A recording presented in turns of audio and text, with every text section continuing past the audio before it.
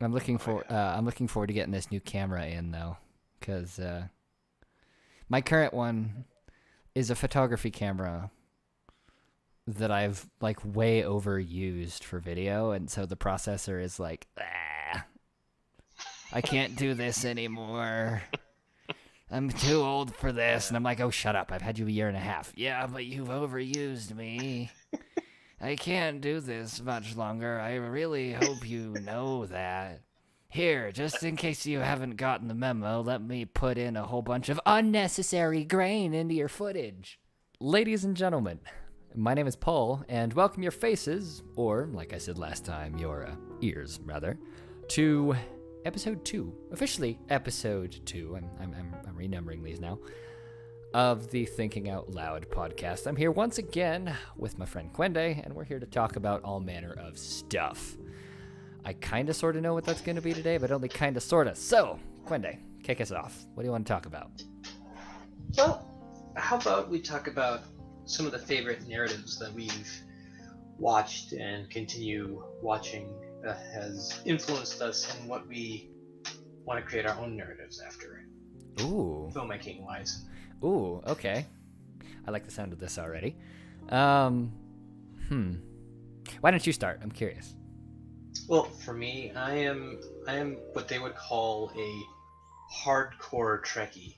I like the original series, Star Trek, The Next Generation, Voyager, Deep Space Nine, Enterprise. I'm not really into the new TV series that they've started, Star Trek Discovery. But I do have some high hopes for Star Trek Picard. Yeah, I saw the trailer. I saw like the little teaser for that the other day. Yeah. And like I myself have never, like I've had an interest in Star Trek, but I haven't been as, massive of a Trekkie as yourself, of course. Yeah. But not gonna lie, that did, as much as I'm not a massive like sci-fi fan, that did pique my interest. Well, good. I'm glad. Because for me, that is one thing that I have watched and paid attention to, and that's what shapes some of my own personal philosophy in life. And also being part of it, of the Christian realm and stuff like that, that has colored my view of what some things I don't believe or believe about space and traveling through space and stuff like that. But quite honestly, sci-fi has been a really strong influence in my life. And that's kind of what I want to go towards with my narratives, is creating my own sci-fi series someday. So you thinking like when you say series, are you thinking TV series? Although, like, okay, think about it this way: film and television, like those two terms are like interchangeable now, because everything is everything is Netflix and Hulu and what have you, Amazon Prime, etc. And so you can't really, I don't know, it seems like the dividing line between movies and movies and TV is getting fainter and fainter and more blurred, so to speak. So yes, like that leading into, though, when you say series, are you thinking film series? Are you thinking an episodic kind of like TV series sort of thing, like Doctor Who? Yes, I am thinking more episodic, of something like Doctor Who, or like the Orville. I mean, I kind of excuse me. That's fine. But honestly, it's like I've watched the first season of the Orville. Quite honestly, I kind of went into it very warily, but by the end of the last episode of the first series, I was hooked. I was just like, okay, yes, Seth MacFarlane has nailed it. Pretty much, if you're watching, if you ever watched Star Trek: The Next Generation, the TNG series, pretty much all those moments of like brief pauses or looks or whatever, those characters in the Orville series say exactly what you knew, Riker, Troy, Worf, all those people were thinking. They just say it. Yeah. Which is so refreshing to me, because it's just like, I wish they had done this sooner. Right? But, that is neither here nor there. No, I mean, yes and no. Yes and no. I mean, I'm glad Seth MacFarlane has the Orville, because quite honestly, it gives something like a Trekkie like me something to kind of to watch and to root for and to kind of have hope in humanity. Mm-hmm. In a sense. Besides, like that. Besides, it doesn't really seem like he's got a whole lot much else going for him at the moment now, does he? No. not that I am aware of. Yeah, me neither. I mean, he could, and we just don't know about it. But it doesn't seem like it, because the Orville is really the only thing I've seen him in that was halfway decent recently. Well, true, yes. I mean, there are certain clips of, like, Family Guy that I have seen that I know he voices probably almost 45 to 50% of the characters. Yeah. Or something like that. But, yeah. I don't know. That kind of very crass humor from Family Guy I don't really care for. There are some clips that are funny, but not all of it is just the way I do. Yeah. I mean, like you said, there's some stuff from Family Guy that, I mean, it's hysterical. But nah, I mean, for the most part, nah, not really feeling it with a Family Guy, or anything like that really. While we're on the topic of sci-fi, I've been catching up on my, and this is something I'm going to talk about, on hopefully potential spoilers, the next episode of the podcast. See if I can get Zach in here, because I have been catching up over the last couple of days, catching up on my Doctor Who.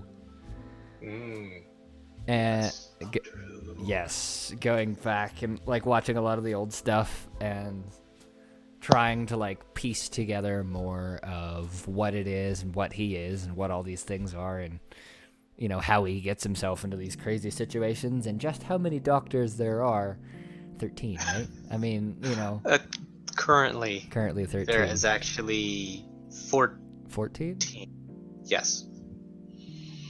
But I don't know where you're at, so I don't want to give too many spoilers away. But I've kind of been jumping all over the place. Okay. So what doctor are you currently on right now? Let me ask you that. Oh gosh, what's his?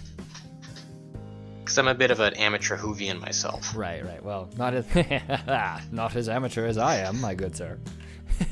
Well, I have no idea. All right. Oh gosh.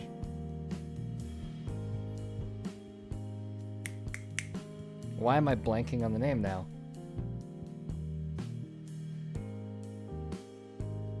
But well, okay. Let's do this. What was the last episode of Doctor Who you watched? Army of Ghosts, which is the Doctor is a David, whatever the heck his last name is. David Tennant? Tennant, yeah. Okay. It's like, gosh, why couldn't I remember that? I'm like, David something. Okay.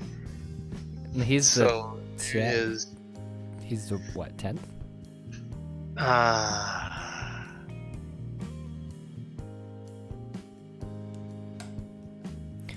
No, he's the 11th. The 11th, because the 12th is I can see his face but not remember his name. Matt Smith. Yeah, okay. Smith. Yeah, you're right. That is Smith. And then I've watched all of Matt Smith's seasons of The Doctor, and they are very good. Yeah. I haven't seen too much of Peter Capaldi, but Capaldi, that's who I was trying. That's another one I was trying to remember. I've seen a few episodes that have him. I've seen a few of him, and quite honestly, I like his version of the Doctor as well. Yeah, it's really good. And quite honestly, oh man, my my younger siblings. I'm the oldest of 6, and all my younger brothers. I have 3 younger brothers, and they're all into Doctor Who. Nice. They know more about Doctor Who than I do right now. Dang. Yeah. Yeah, I need to. I like I've been brushing up. I need to like, you know, fully jump in, I guess you could say, because like you know, there's still a lot of questions that I have, because it's like, okay, like Daleks, for example. Like, we know that they're like this ridiculously terrifying, you know, robotic civilization and all that sort of thing.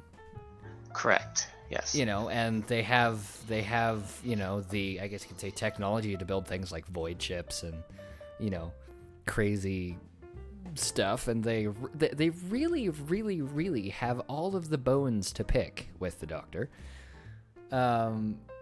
But like, okay, you know, where they come from, like, you know, I still don't know, because, you know, one shows up and you're like, oh, it's a Dalek, and everyone's freaked out, and yeah, I can see why, but, you know, like, I'd like to know a little bit more of like their backstory and whatnot, so I'm still kind of digging and looking for stuff like that. And then Cybermen are interesting. Mm-hmm. Oh, yes. From what I've been able to gather so far, I don't know if this is true, but from what I've been able to gather so far, they're kind of like they're ruled by this dude who basically wanted to make himself immortal, so he kind of sort of like not quite. Okay. Here's another thing. I don't know if you're aware of this, Paul. I might be, I might not be. We'll find out. What you're watching is the rebooted Doctor Who. Mm-hmm. There's also classic Doctor Who. Yeah. Okay, because the Cybermen, there's the origin story of the Cybermen actually. I saw a couple of clips. I'm not gonna say, but how Doctor Who, you know, the timelines are just a big ball of tangled yarn. It's like traffic in Dallas.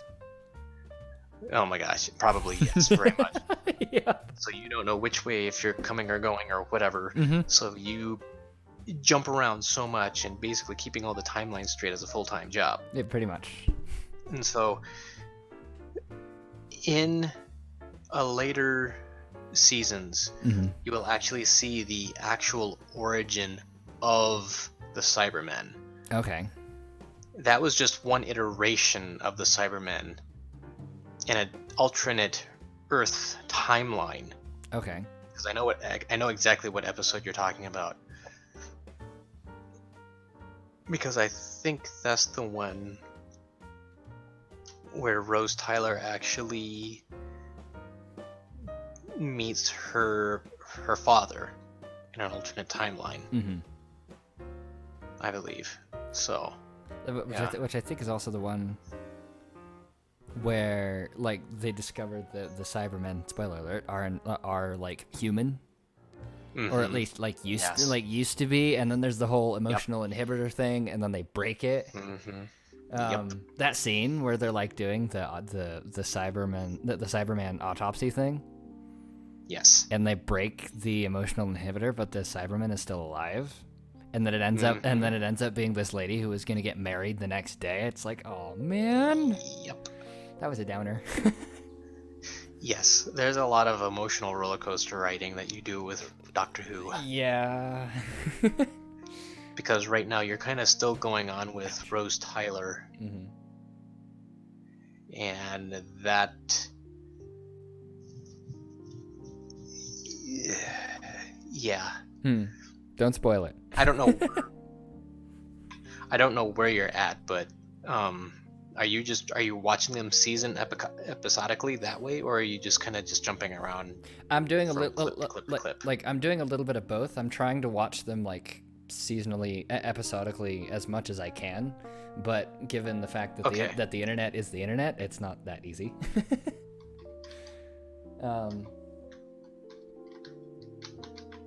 It started out as just kind of jumping around, and then I figured out, I was like, okay, this is like a episodic, but like, series-based thing. Mm-hmm. And it's like, okay, so I need to go back and find, like this one, and then this one, and then this one, and then this one. So I've kind of been piecing it together rather haphazardly. If I find a place where I can just start at the very beginning of all the things, then that would make more sense. But what I've seen so far, I'm like, ooh, I like this. Can see why Zach liked it too. Oh, yes. Yeah, it's...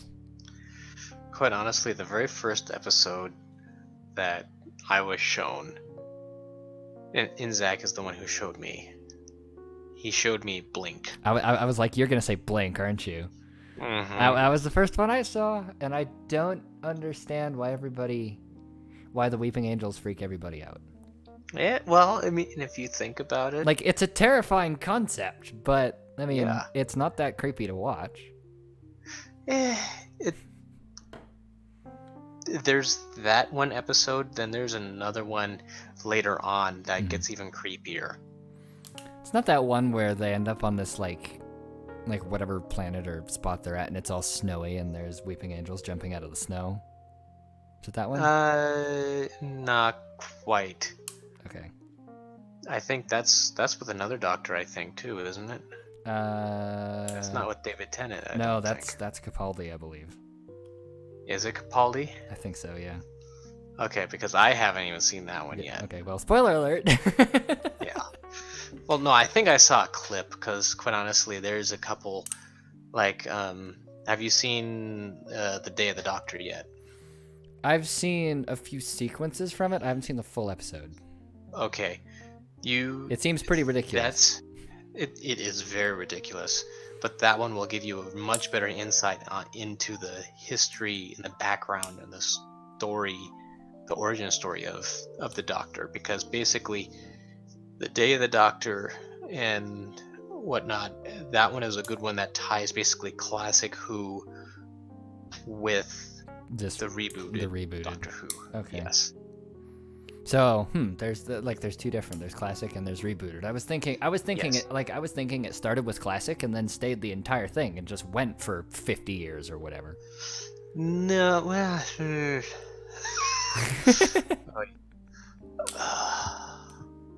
I honestly don't know.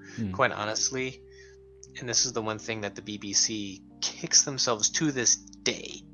To this day, Paul, they kick themselves because they tried to save the episodes as much as they could, but they didn't have the storage capacity in these old film. A lot of them got chucked. Just got chucked. There's a lot of missing episodes.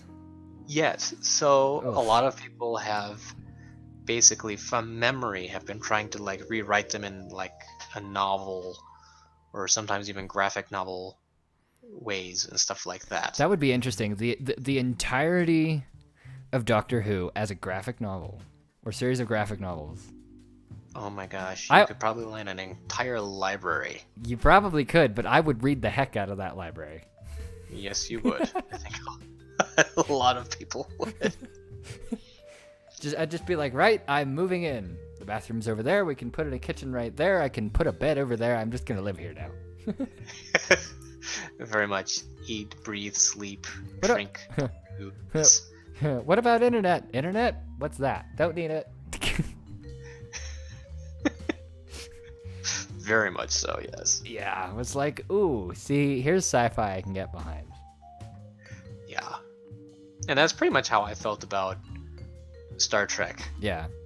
Stuff like that. I mean, quite honestly, I was introduced to Star Trek when I was 5 years old. Gosh, I remember watching an old episode of Star Trek with my dad. I was like, what? He'd found it somewhere. And it was like, oh, this is, an old episode of some old TV show called Star Trek. I was like, that sounds cool. I think I was like 6. Something like that. And I was like, this is rad. And then, I forgot about it. And then today was perusing around on YouTube and came across some sequences from Star Trek Into Darkness. And I was like, I was like, oh yeah, Star Trek exists. I forgot about that. Now the movie thing for me, the movies that J.J. Abrams directed and wrote, I believe, and produced. Basically, he wrote them, produced them, and directed them. Yeah. I have a very hard time with those because they're not what I consider part of the Prime timeline. They're not canon, basically. Yeah, they're not canon. But excuse me, but you didn't have that problem with Star Trek. There's a whole lot. There's 2 people on YouTube that cover this topic in great length and detail. Do you mind if I give a shout out to these 2? No, go ahead. I'll link them in the description. All right. If you want to find out more between the whole why they had to start fresh with the movies of Star Trek, look up Midnight's Edge and Nerderotic on YouTube. Those 2, and I think there's a couple other ones that am not fully aware of, but those 2, Midnight's Edge and Nerderotic, they cover the topic of the copyright stuff and why it's a whole big fangled mess. Okay. With all that. But anyway, I don't want to really talk about that. I just want to talk about, the sci-fi and just movies in general. How that's influenced my thinking in the way of the world and stuff like that. And okay, while we're talking about sci-fi here, let's talk about the elephant in the room. Star Wars. Yes. Why are there so freaking many of them? So freaking many of what? Star Wars. Like, what is this? There was Last Jedi came out, and now we're on Rise of Skywalker, and that's like number 11? 10? The Rise of Skywalker. Is that an actual movie that's coming out? Yeah. Okay, hang on. Is there a teaser trailer out for it yet? But there should be. Let me find out.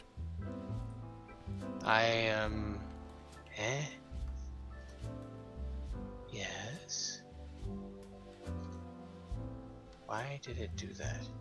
That's weird. Anywho. Yep. There is a trailer out for it. I'm not gonna play it because audio, but yeah. There is a trailer out for it. And I saw it actually in theaters when I went to down in Texas just before I left when I went to go see John Wick 3.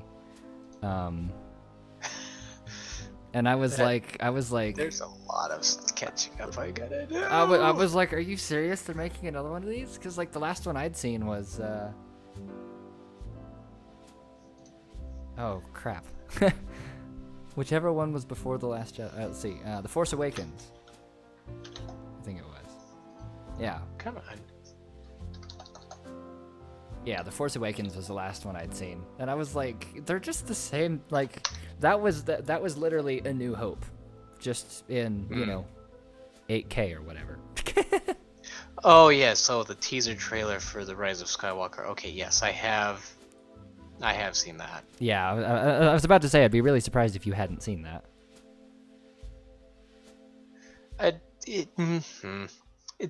I guess I'm more of a Trekkie than a Jedi.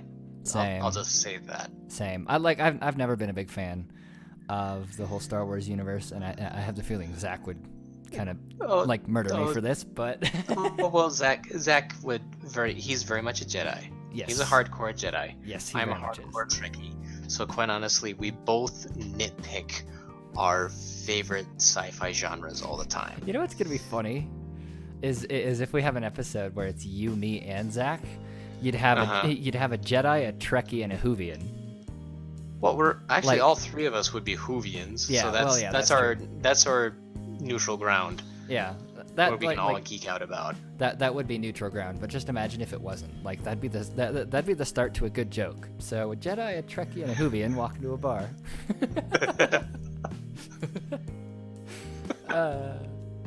Anyway. That is. Yep. Oh man. So like sci-fi, like I've never been a huge fan of the sci-fi genre, but I love what they do visually. Like it's awesome.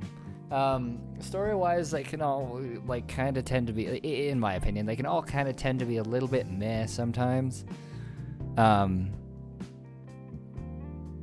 But visually, and then some of the things that you can do in that genre with, you know, crazy story twists and like some of those things, I was like, if you could take some of the stuff that gets almost like done to death in sci-fi and like just take that same concept and stick it in something else, you know? And like why not give that a shot? I've been working on trying to come up with some ideas for another short narrative piece. And I haven't had much success coming up with, you know, halfway decent ideas. I've come up with a lot of stupid ideas. Well, I kind of have, I guess you could say, a playful, stupid idea for a mini sci-fi series. I mean, and several people have done this already. Okay. But basically, kind of have like a, and it's basically I would want to get you, myself, and Zach, and basically make a loosely scripted mini series around a game called Space Engineers. Oh, cool. Ooh. You know, and do something like that. Ooh. I think I can kind of see where you're going with this. Yeah. And I like it. Yes. No, I mean, and that would be something to watch for on my gaming channel. I have two channels. I have one that's, you know, Kwende Kiemle, and then I have my Kwendo 5, and that's my gamer YouTube channel. Yeah. Gosh. But that would be hilarious. Yeah. I think okay. Did I ever send that like funny highlights reel? No, you did not. I did not. Okay, I'm gonna have to rectify that because I have it sitting on my hard drive and I couldn't remember if I sent it or not. But there's some stuff in there that, you know, like Space Engineers IRL would be hilarious. Would be hilarious. Oh yeah. I'm not sure how we'd pull it off. But well, I think we would have maybe like a discussion beforehand, and then we just go in and just do a extreme amount of editing to possibly make the video look good and do some other stuff. But yeah. Gosh, that'd be funny. I'll have to send that. I'll have to send that highlight reel, or that highlight video montage thing. There's some pretty funny stuff in there. Okay. No, we're supposed to stick together. Don't make me drill your foot. Yeah, well, don't make me shoot you in the face. I mean... Yeah, and then you guys just like, ooh, come here, jousting, and I'm just like, oh, you guys. Hey, yeah, get your drill out. We can go jousting in space. Yeah. And I'm like, guys, hey, focus, come here. And we're just off gallivanting all over the place until one of us is like, ooh, what happens if you turn off the drifters on the jetpack? Oh yeah, the or whatever they're called. Dampeners. The dampeners. Yeah, thank you. The inertial dampeners. The inertial dampeners, and it's like, oh, high ground. Nice to meet you with my face. Not very not very intact, but hey. I mean, gosh. See, sci-fi is just a thing that can be like it can be of a very serious tone. Yep. You know, like big, serious, and epic, but it could also be, you know, hysterically nonsensical, like Spaceballs. Oh my gosh. Now, I have only seen clips of that. You need to watch the whole thing. Oh my gosh. I know. I have not, but I know that is one that I'm going to have to watch by myself because, quite honestly, I know there's some language in that one, but quite honestly, it's like, okay, my new profession, which I'm doing right now, is, you know, I'm an electrician's apprentice, so I mean, I'm working on a crew with a bunch of guys, so I'm yeah. I mean, it's nothing worse than what the guys on the crew say. Yeah, no. I mean, stuff like that. I mean, and you hear basically everything. So, you know, after a while, you're just like, I mean, you know. Just let it roll off you like a duck. Yep, exactly. I'd like to see I'd like to see a duck roll off of you. That would be interesting.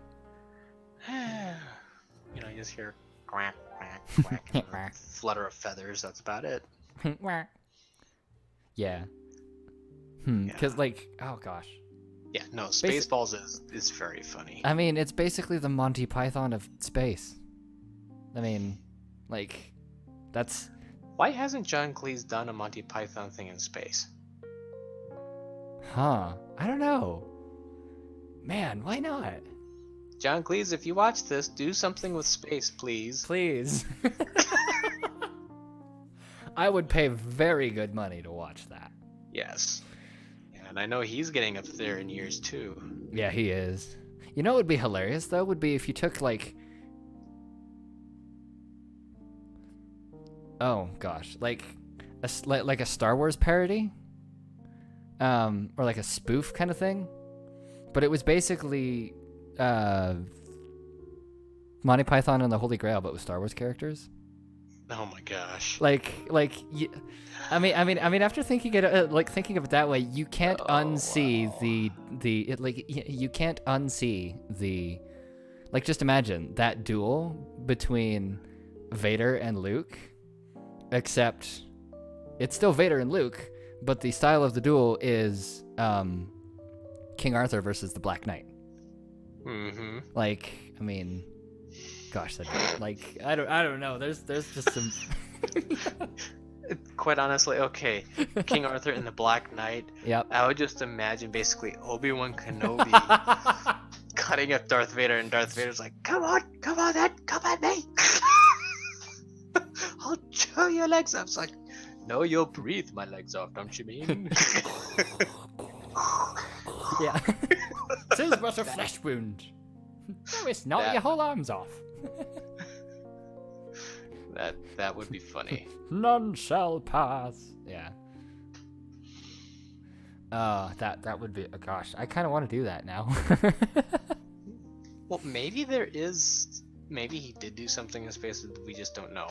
Who knows? I don't know. If like if he did, that would be awesome. But I don't know. I mean, like, there's the Holy Grail. That one's hilarious.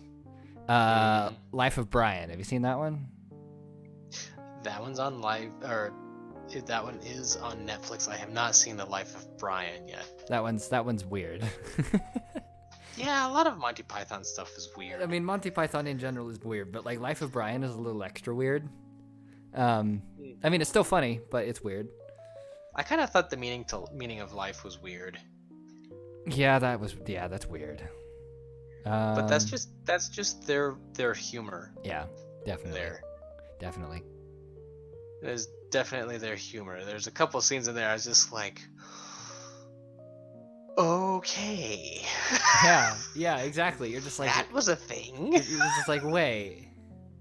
You want to run that by my eyeballs in English again real fast? Well, sometimes my eyeballs are just like, ah! Ah! And I'm just like, calm down. Ah! Yeah, it's just like, why? You know, let's just say this: things you will never unsee. Yes, exactly. That is one thing. I'm just like, okay, seriously? Yeah. Why? Why? Just why? Quite honestly, I would say my most favorite and most quoted thing of Monty Python that I ever do is the two old ladies watching TV with the penguin sitting on top of the TV set, and they're watching like an episodic historical account of Mary Queen of Scots or something like that. And it's like two guys that come in, it's like, we're here to assassinate you. No, you're not. And then they just start doing whatever. You just hear her just screaming in the background. Yeah. It's like, and then you hear this flailing stop for a little bit, and one of the guys just says, I think she's dead. No, I'm not. It just continues on from there. Oh no. Every once in a while at the work site, I've actually just said, "I think she's dead," and I'll do the high pitch. It's like, "No, you're not."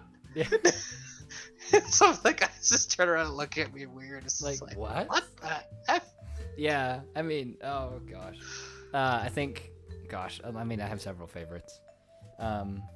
Little quips that I like to, pop. Oh yeah. One of the favorites is the whole "bring out your dead" thing. Bring out your dead.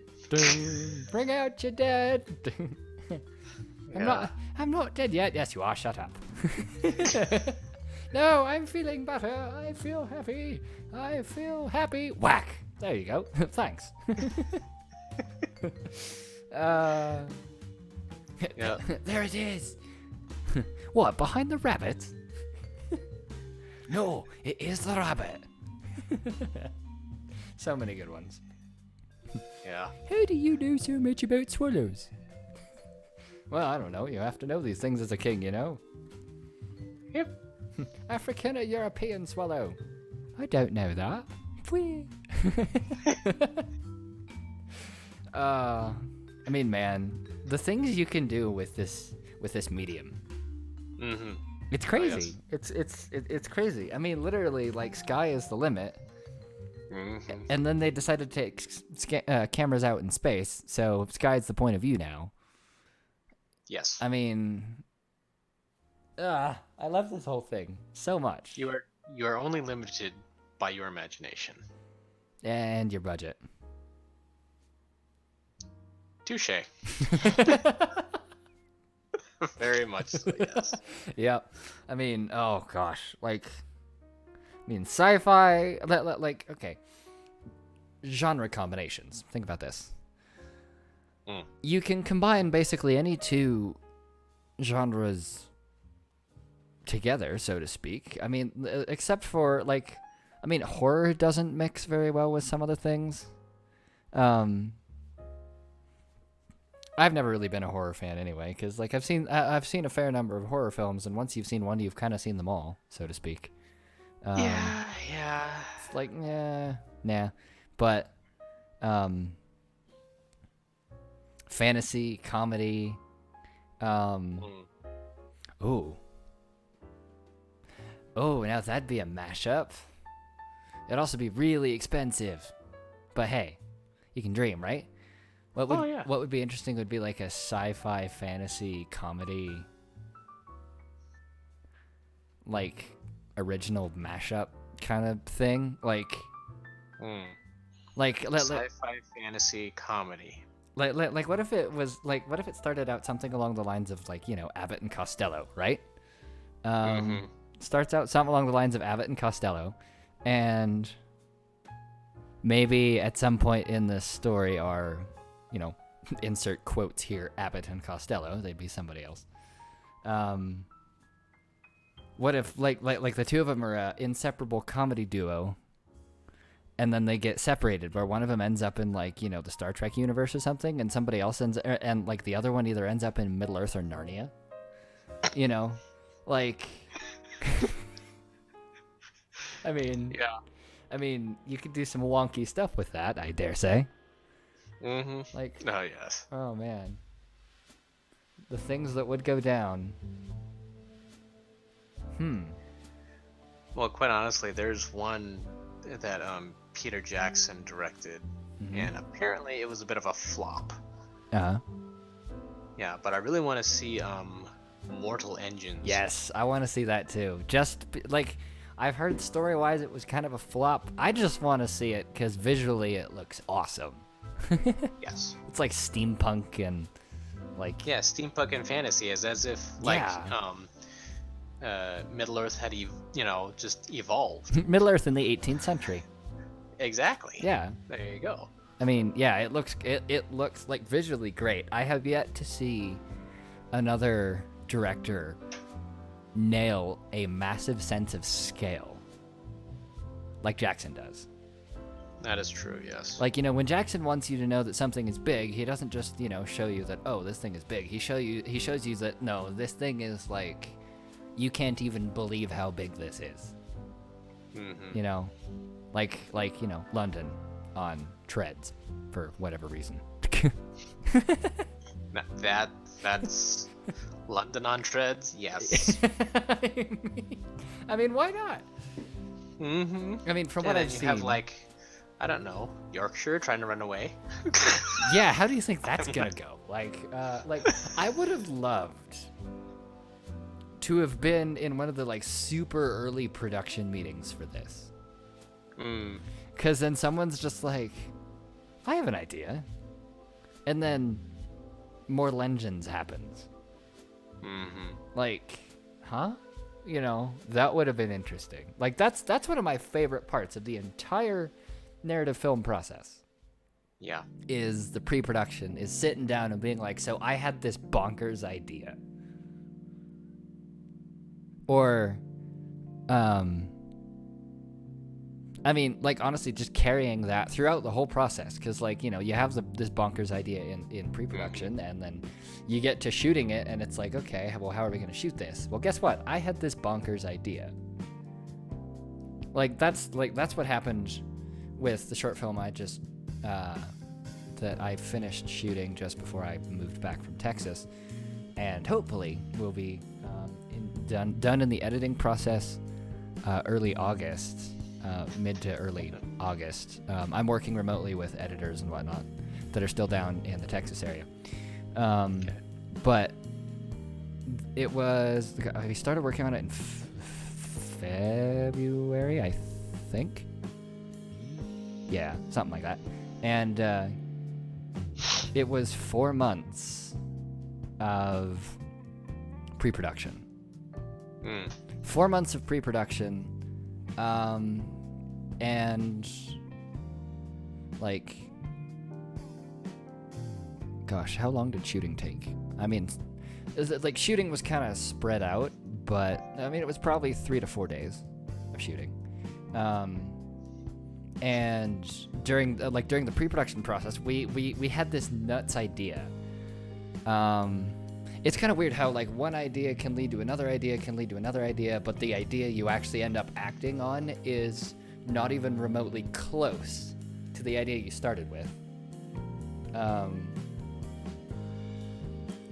We originally had this ridiculous idea, which I still think would be kind of fun to do at some point, where it's this ridiculous short film about this dude who runs a company. This guy who runs he's the CEO of some big company, and he appears to be all successful and like a good guy, but in reality he's actually a drug lord or something. And so he's doing all these crazy dealings, and he's got people carrying hitmen carrying out assassinations and all this crazy stuff. But everything, literally everything, is toys.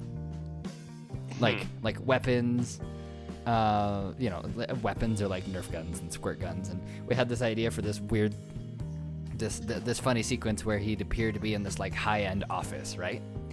It's at the top of a skyscraper or something, and it's got this really nice office space, and he's doing stuff, and then his phone rings, and he reaches over and picks up this string and pulls over one of those super old little toy phones on wheels.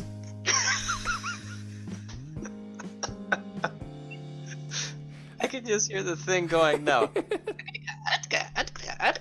Yeah, exactly. Because that's the sound that thing made whenever it rolled across the floor. Yes. Yes, and it was incredibly annoying. But it was just it stuff like that where he's in this super high-end office space, and then his phone rings, and he's pulling out this toy phone. Except he has this huge desk, so he has to pull it to him via the string on the front, anyway, for maximum level.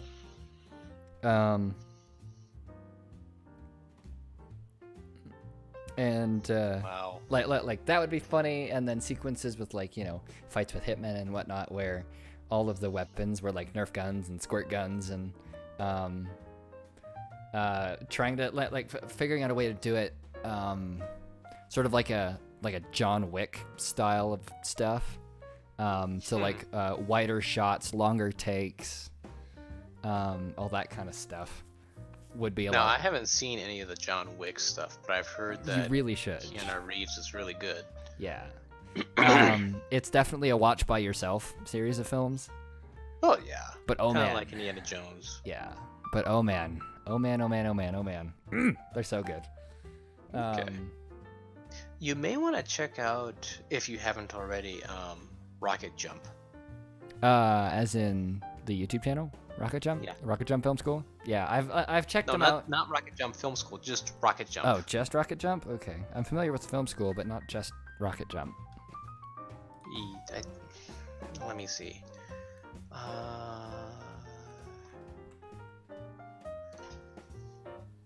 Rocket Jump, here we go.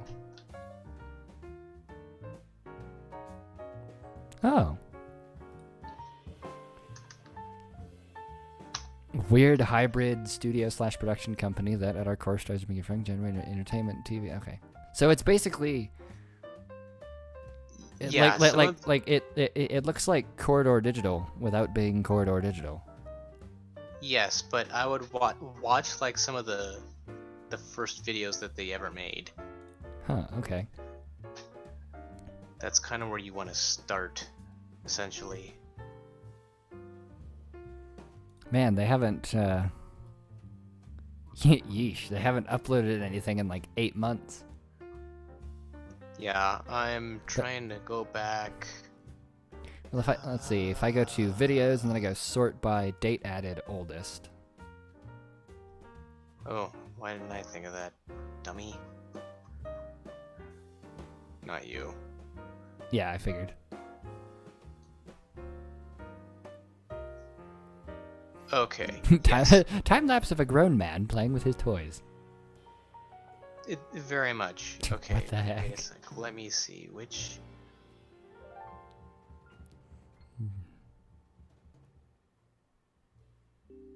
Apple computers are more. Chrono Trigger. Chrono Trigger? Yeah, Chrono Trigger. Okay. Apple computers are more racist than HP computers? What? Mm-hmm. Explain that. I mean, heck, if we're talking about status symbols here, then eventually we're going to be operating everything on Macs and shooting on Reds. Whose gun is it anyway?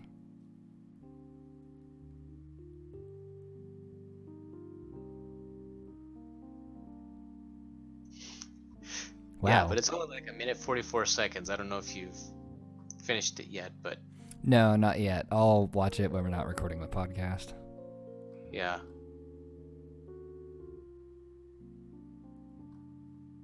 There's some ridiculous stuff in here. Goodness. This is going to be interesting.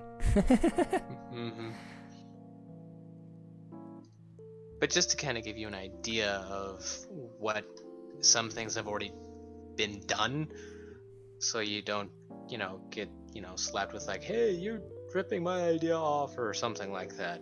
Right, yeah. Because he's done a couple of them, like real life Mario Kart, Fire Hands. I think everybody's done a Fire Hands at some point. I mean, just think about it.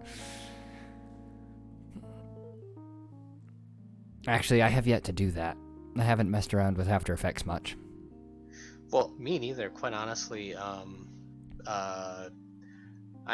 You got me hooked on the DaVinci Resolve editing. Yeah, Resolve is sick. I love it. And I'm still using just the beta version. Yeah. And quite honestly, I'm really enjoying that, but I haven't even touched any of the Fusion? Yeah, I haven't touched Fusion at all. Yeah, I haven't really touched that either. I mean, I have the full Adobe Creative Suite, and I use that most of the time, but I do have the full version of Resolve as well. And oh man, Resolve is great. Like, I'm thinking eventually I'm going to get as like another cinema camera. A Blackmagic Pocket Cinema 4K. Because that shoots in RAW. Of course, it's Blackmagic RAW, which works best with DaVinci Resolve, so that will be interesting. Like starting to shoot stuff in 4K. Well, I mean, like I'll be shooting in 4K already, but once I get one of those, shut up, Instagram. Once I get one of those, then I can start shooting in Blackmagic RAW, and that will be fun to mess around with for sure. I'm gonna have to like majorly upgrade the editing setup to do that though, because what I have now, I can handle I can edit 4K just fine, but RAW, no.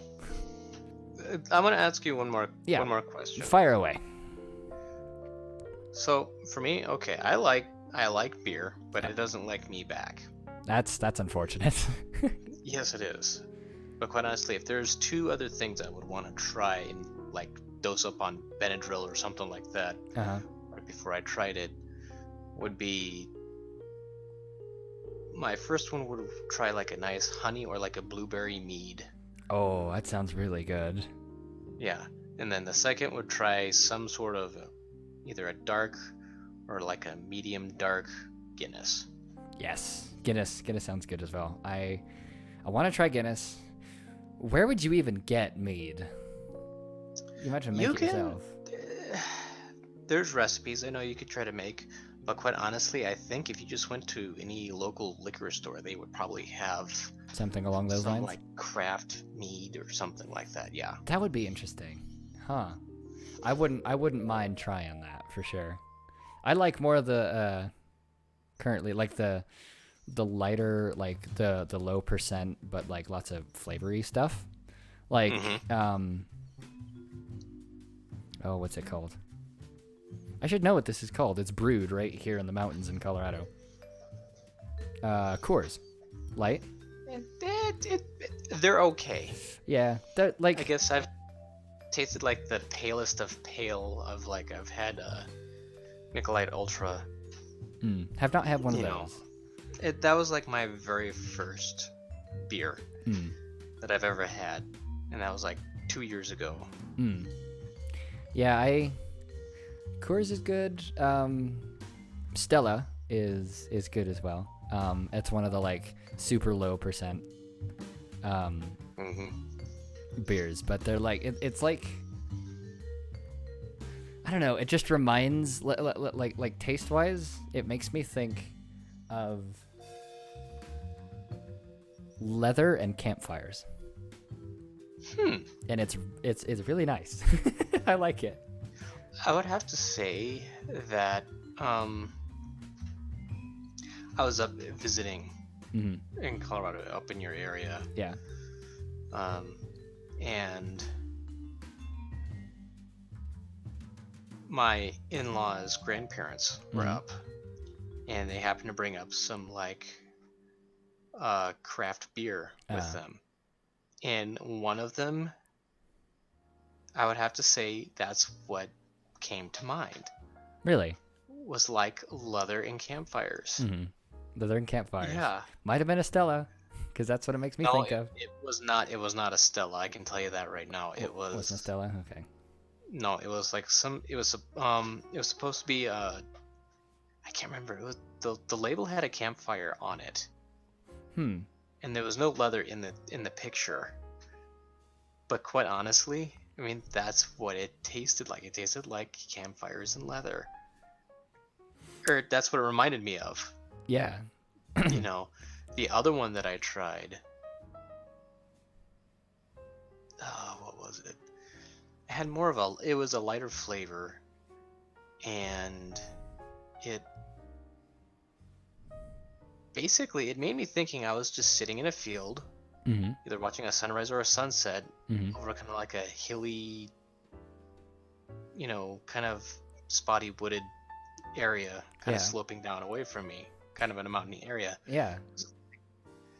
It's a very interesting thing. Like, you can taste a scene. Yes. That's kind of what I would describe beer as. It's basically putting a scene or an area into a bottle, and then you drink it, and that's where you go. Yeah, pretty much. There's this chain of stores. I mean, like, they're all over the place, but there was one, Aldi's. Are you familiar with that? Oh yes, we have an Aldi's here. Okay, yes. You've got one there. I bought it was on a weekend, and was gonna work on some short film stuff, and so I went to Aldi's and I bought this 6-pack of cider. Oh man, that sounds good. Yes, dude, so good. Honestly, it tastes like somebody made apple cider, but with really sour green apples. Mm-hmm. But like baked green apples. Like, I mean, you know, you do a baked apple, you know, and like baked apples are baked apples, you know, with cinnamon and all that sort of stuff. So you know what that tastes like. Oh yeah. But you do that with a very like a very tart green apple, and then you put that in a bottle, and that's the hard cider. And I was like, whoa, okay, this is good. So yeah, if you ever get the chance, try it. It's really good. I don't have it very often, obviously, but it's a nice treat. You take that, you take a bottle of it, and you pour the bottle in a cup, and then you take a can of whipped cream. And you spray some of that in there too. That's really good. But a hard apple pie. Yeah, basically that's it's drinking apple pie. I mean, even without the whipped cream, it still feels kind of like drinking apple pie. But with the whipped cream, having the whipped cream helps a lot. If you're going for that like apple pie in a cup sort of feeling, good stuff. That can definitely recommend. I have found that basically my limit is 2. Yeah, same. That is exactly all I can have because 1, I break out in a blotchy, hivish rash all over my chest and neck and face. It's so sad. Yes. 2, after I have 2, I still have the rash, but then it feels like I swallowed like someone's wool mitten. Oh, that's oh gosh. Yeah, my throat starts getting all puffy and itchy and just all fuzzy, and it's just like, nope, I gotta stop. I'm not gonna unfeel that now. Ugh. Like, sorry. Yeah. No, that's kind of. I'm hoping to get back down in your area, Lord willing, in another 4 to 5, maybe 6 years from now. Yeah. And actually be living down there and actually just doing electrical work or, you know, electrical work on a set or something. That would be cool. That would definitely be cool. If you want to do electrical work for production companies, though, a really good place to look as of right now is actually Dallas. Okay. I've had a couple of friends from the Colorado area that actually moved down there because they got jobs building sets or doing something on production sets in the area. So, Texas is, well, you know, Texas, but the Dallas area is looking pretty good for that kind of a thing. Okay. There's also the obvious places like Atlanta and LA, but Dallas isn't bad. The traffic sucks. Yeah. It's like, quite honest, that's one town I never really thought would get into the film scene, Atlanta, Georgia. I know, me neither, right? It's like this random, I don't know, it seems like a random place. Like of all places, why Atlanta? Because they give great tax breaks if you're going to do a film. That is true, they do. Atlanta. And I know Colorado has that same tax break thing too. They actually will, it's like, hey, you want to film something here? Great. We'll help you here. Yeah, it's nice. We'll give like you tax breaks on this and this and this. It kind of makes you wonder. Like, I mean, there's a fairly decent amount of stuff that gets shot here, but it makes you wonder why there's not more. Because I mean, this is, and I'm probably gonna tick off a huge portion of the internet here, but in my opinion, and I may be slightly biased because I live here, Colorado is probably the prettiest state in the country. Oh, it is. So, like, why aren't there, like... That's not ticking off the internet, like, I don't think. Super pretty state, huge tax breaks if you're shooting films. So why aren't, I mean, you know. I mean, heck, I live here. I'm a filmmaker. Maybe I should start doing that. Yeah. Right now, though, I'm just trying to make a living doing that. Yeah. Oh yeah, no. I can't remember. I think your budget has to be a minimum of either 10,000 or 100,000. I can't remember which. I'd be surprised if it was 10. That's like really low. If it was 100K, that wouldn't surprise me. Yeah. I really wouldn't mind working on a project that had a budget of 10K though. Like, ooh, think of the stuff I could do with a budget like that. I know, you and me both get excited. It's like, 10K? 10K? Wait. We have $10,000 to work with? Well, do I have some ideas? Yeah. We work with what we have and do the best we can. Right now, my budget is about $500. That's not bad. You can always start something with $500. Yeah, in this case, a business. Which it's nice. It's nice to have most of the paperwork done for that now. The only thing I still have sitting on my plate is I have to finalize the current version of my portfolio website. I'm going to do that tomorrow. And I need to get sales tax license. Okay. Which that'll be happening probably next week, I hope. And then once those are done, I mean, technically I'm already fully set up and running because I don't need a sales tax license. I only need a sales tax license if I'm selling actual like physical things like prints of photos and stuff like that. Which I'm not currently, but I'm planning on it because I have some cool, like, you know, the astrophotography stuff I've been doing recently. Yes. I want to get I want to get prints of those done and sold and whatnot. So I'll need a sales tax license for that. But as far as the whole like running as a small video production, one-man video production company that sells his services to clients, I'm fully set up and running. So nice. Yeah, it's really nice. Like wake up in the morning and I'm like, I run my own business. That's awesome. Yeah. No, that must be a great feeling. It is. A really great feeling to do that. It is. It's starting kind of slow, and I'm not making a lot of money, but I'm making something at least. And it's under my own it's under my own company name, so you know that's a really nice feeling. That's a really nice feeling. Yeah. Don't despise the early days. Despise not small beginnings. Yes. I mean, I didn't think that I was going to be fully set up as a business this soon after moving back from Texas. Like, I mean, heck, I've been back for 22 days and I'm running a business now. It's like, what? Huh? No, that's good. That's definitely good. Yeah, it throws you for a loop, but man, oh man, is it nice. Oh yeah. I'm looking forward to getting this new camera in though, because my current one is a photography camera that I've like way overused for video, and so the processor is like, I can't do this anymore. I'm too old for this, and I'm like, oh, shut up! I've had you a year and a half. Yeah, but you've overused me. I can't do this much longer. I really hope you know that. Here, just in case you haven't gotten the memo, let me put in a whole bunch of unnecessary grain into your footage. Yeah, it's annoying. Yeah, it's annoying when stuff happens like that too.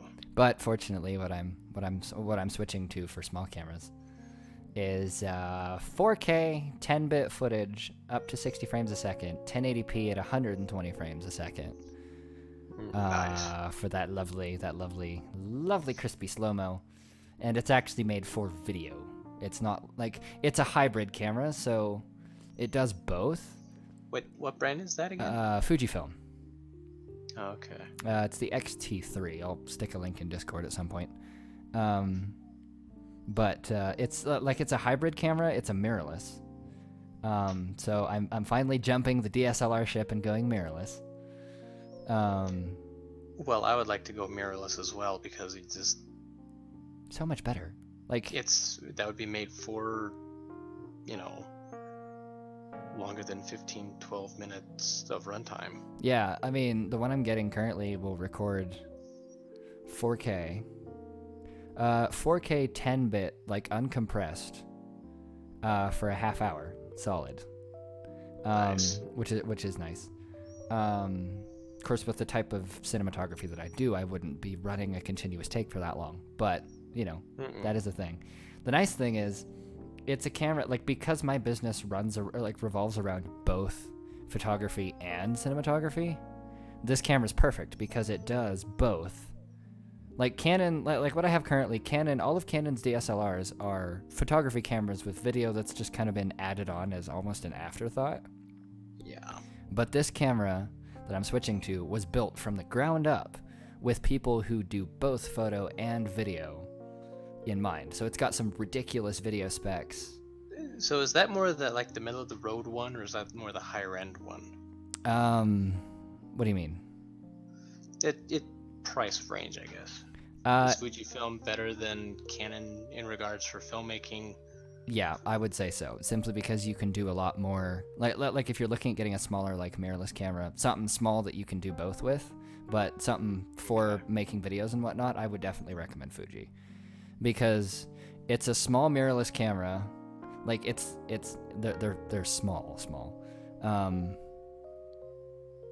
Like, gosh, probably a little bigger than your T3, like just the body. That's not bad. A little bigger than your T3. They're mirrorless, so you don't have to worry about moving parts breaking. It shoots 4K 10-bit. You can shoot in log profiles. You've got film simulations. You can shoot up to 60 frames per second in 4K. But it also has ridiculous, like, photo specs as well. It shoots photos in 6K. It's got the electronic viewfinder, because mirrorless. You can shoot up to 30 frames per second burst mode with 0 blackouts. You've got autofocus points that cover the entire sensor, not just like 80% of it. Right. Like, this is... I can see why a lot of people have been, like, a lot of major channels on YouTube, smaller channels on YouTube, a lot of people, like, a lot of reviews that I've seen, a lot of reviews that I've read from photography companies and production studios have been raving about this camera as the best hybrid camera of the year, because because it's built from the ground up for those who, if you want to focus on photography, you can do that. If you want to focus on cinematography, you can do that. If you hybrid shoot, if you hybrid shoot, this is made for you. So, and I hybrid shoot, so I'm looking forward to that. I would probably do the same thing. I would probably hybrid shoot, so that, if you would please, shoot a link down into Discord, and I want to look at that. You know what? I have a new Google tab open right here. I'll just do that. Wow. Okay. Kudos to Fujifilm for giving it the retro body look. Yes. The one I'm getting is black and silver, because, come on. Yes. And, like, it's black and silver, and it's also got, like, the dials on top. And I was like, yes, I love this. Where's the price for you? $1,499 body only on B&H. Wow. Okay. You know what? That is not bad. Yeah, it's not bad. That's within my reach. Yeah. It's within mine too. That's why I'm jumping towards it, because, 4K 10-bit 60p. Come on. Yeah. No. This is my next camera now. Yeah, it's definitely mine. I've been thinking about it for quite a while, but this is definitely mine. You know what's nice? You know what's nice is this one. A lot of other cameras out there, like Sony and whatnot, they shoot what they call 4K, but it's not actually true 4K. It's like the Ultra HD, because it's 3,800 something pixels.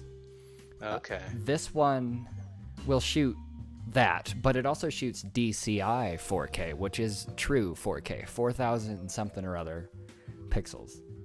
Frankly, it's just ridiculous. So, yeah. Yeah, no, quite honestly, this is something that, movie recording and all that. Yep.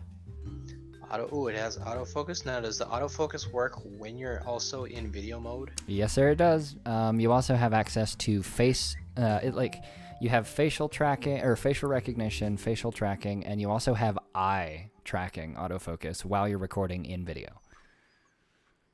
Okay, that's nice. You can do the whole digital focus racking thing with the autofocus too by changing the speed of the autofocus. So if you want to like get a nice perfect focus rack, just customize your focus changing speed, and then you can tap from one subject to the next and get a perfect rack focus. Nice. Which is great if you're doing gimbal work and stuff like that, which is how I'm primarily going to be doing stuff with this. Oh boy, yeah, pulling focus was not fun. Yeah, in some cases. No, it wasn't. Gone is the need for a separate focus puller. That's for sure. Mm-hmm. Yeah, this is definitely my next camera, and oh boy, I can't wait. I've got a friend that has one, and I played with it a little bit. Shot some footage. Shot it in their log profile, F-log. Okay. Shot in 4K, shot in F-log, shot in 10-bit. And the exposure and dynamic range when shooting in log with this thing is ridiculous. Like, I pulled it into Premiere, graded the heck out of it, and nothing was underexposed, nothing was overexposed, nothing was grainy, everything was super sharp and crispy, even at high frame rates. And then, Nice. and because it was 10-bit, I could push the colors around a lot more than, because like even the high-end Canon DSLRs, like the 1DX Mark II, 5D Mark IV, those only record 8-bit footage, which you really can't grade very much without the footage starting to like band and fall apart, and you get weird noise and artifacts and whatnot. This though, I went nuts with the grading. Like I made this one little street sequence look like something out of Mad Max, and Nice. and it was still just fine. So I was like, yep, okay, this is what I'm getting. So yeah, I'm super pumped about that. Also, Well, good, because quite honestly, I think that's. I didn't even know where to begin with looking for a new camera body in lenses and stuff like that. But I think you've done more homework and stuff like that. So thank you. yeah, you're welcome. I'm keeping my existing Canon glass actually, because you can adapt Canon EF and EFS lenses to the Fuji X or XF or whatever this mount is.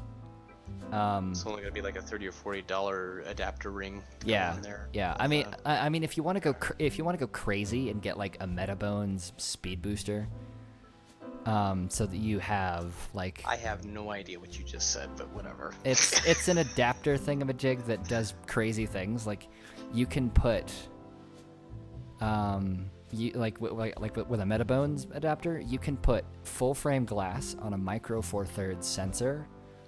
And still get the same focal length as if you were putting full frame glass on a full frame camera. They do crazy stuff, but they're like $600.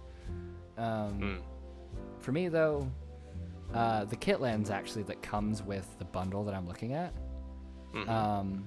has quickly actually become known as one of the most reliable kit lenses in the industry. It's a 18 to 55 millimeter, but the camera has a super 35 millimeter mode that punches in on the sensor just a little bit.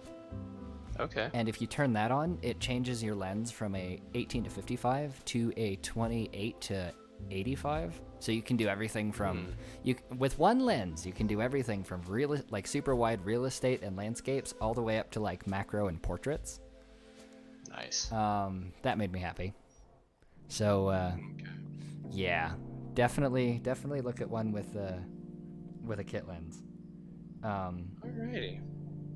I mean, or like you could just adapt your Canon glass, but you wouldn't have like autofocus, I don't think, if you just went like a $30 adapter. You might, right? Like if you do some digging around and you find one that has the actual contacts in it, so you can have autofocus, then by all means grab that. But easy mount to adapt to. I'll be keeping all of my glass, and it's just insane. I mean, true 4K at 60 frames a second, so you can do nice crispy 4K slow motion, and then it does 1080p at double that frame rate, so you can do even slower mo. It's mind blowing, and I can't wait. this blew my mind when it was announced, and I was like, okay, I wouldn't mind one of these. And then it came to the point where it's like, okay, I need to upgrade my camera like really, really soon. And I was looking at Sony, and I thought about Sony because I was like, oh, 4K and S-Log and all this kind of stuff. And then I was like, wait, it's only 8-bit footage, and none of the Sony cameras do 4K at 60 frames a second, except for the Sony A7 III, and that's like $2,000, or the Sony A9, which is like $6,000. And then I did a lot of digging myself and looked at a lot of reviews and looked at a lot of footage, and then played with a friend of mine who has one. Played with that for a while, and it blew my mind. And so I was like, okay, right, I'm getting one of these. Anyway, we have gabbed for a long time. Yes, we have. But hey, that's what happens when we geek out about gear. This is going to be fun to edit tomorrow. So ladies and gentlemen, hopefully you have enjoyed episode 2 of the Thinking Out Loud podcast. If you want to hear, I mean, there's nothing really to see, so hear more, go ahead and smash that subscribe button, smack that little bell. There's thunder outside, and the smell of rain is coming through the windows, and it's amazing, and I'm tired, so I'm gonna go sleep. Hopefully you guys enjoyed, and I will talk at you in the future. Goodbye, everybody. And hit the button, Max.